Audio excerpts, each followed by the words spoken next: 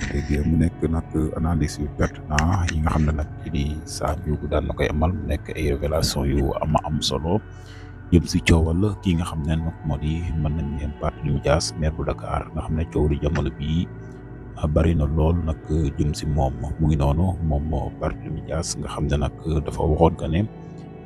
bu amee li nga xam ne nag moo di député assemblée nationale daf koy jox ki nga xam ne nag moo di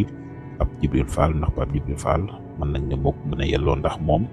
demal na boppam gagné maanaam am nekk député assemblée nationale bi la weesu kon nag bi la yoon bu nangoo ñëw def coalition ba pare jox jël numéro 7e place loolu nag maanaam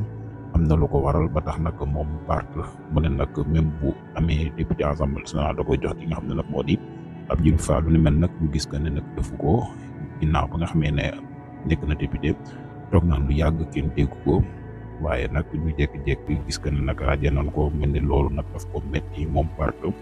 ba tax mu ne nag dafay dem si yoon mu mel ni kon la mu waxoon dafa mel ni daal